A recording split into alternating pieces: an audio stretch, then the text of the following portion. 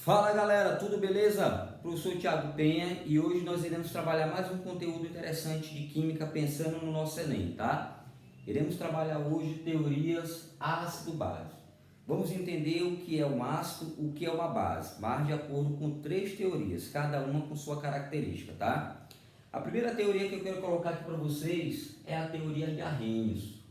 Arrhenius, ele diz que ácido é toda e qualquer substância que colocada em água libera H+.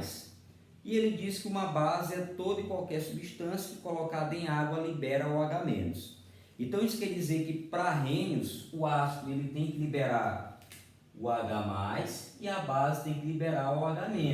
Isso em água.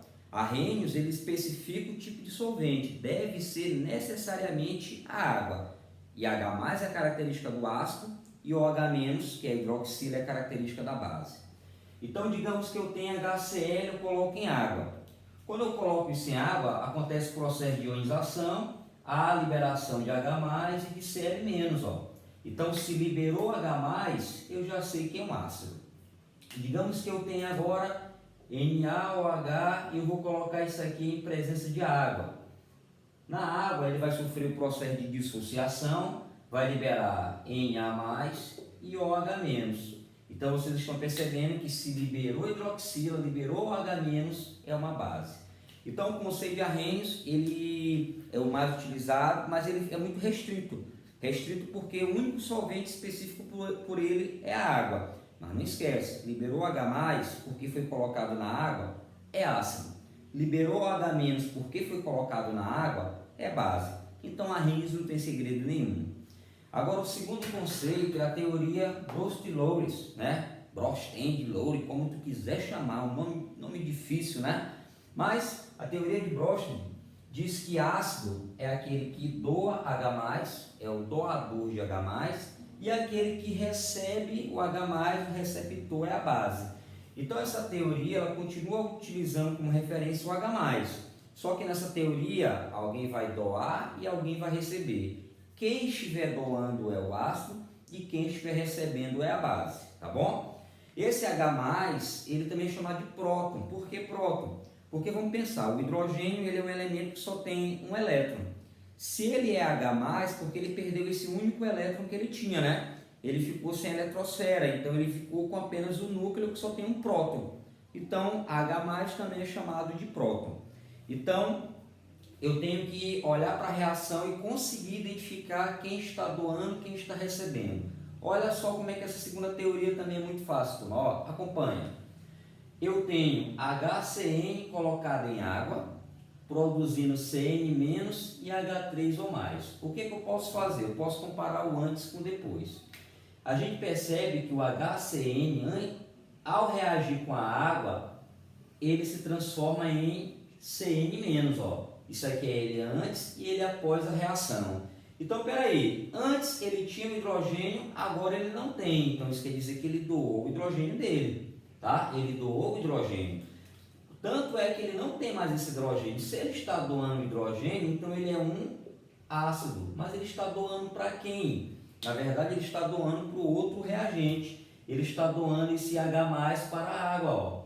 Então, veja bem, o hidrogênio do HCN foi doado para a água. Tanto é que o H2O virou H3O.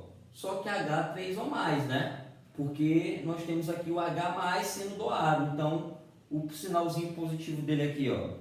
Então, turma, o HCN doou, ele é ácido, e a água que recebeu é uma base, beleza?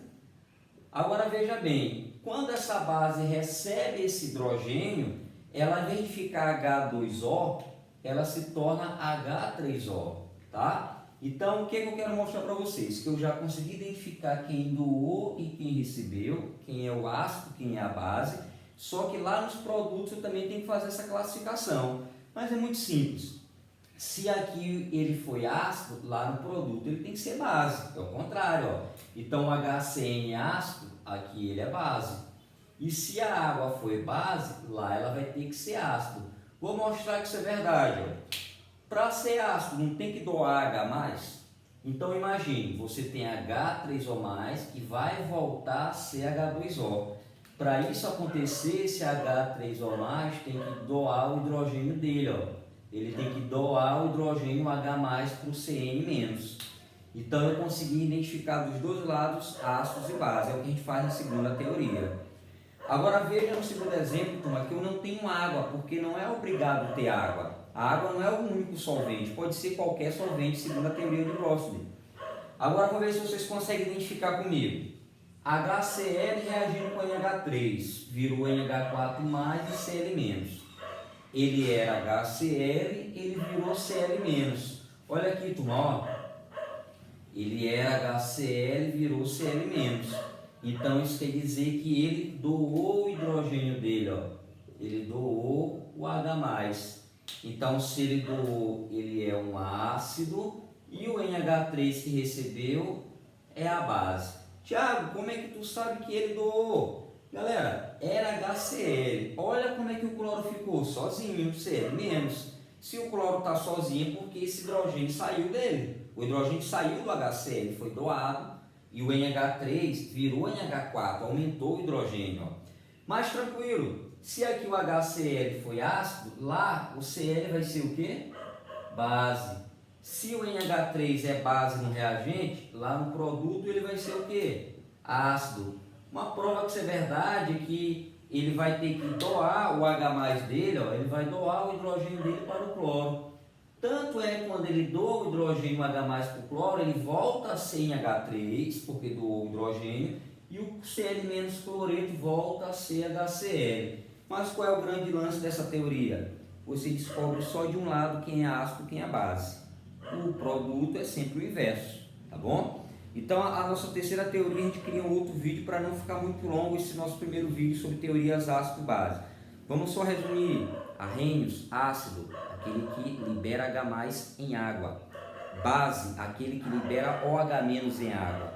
E Rossby diz que ácido doa H+, independente do solvente, e base recebe H+, independente do solvente, beleza?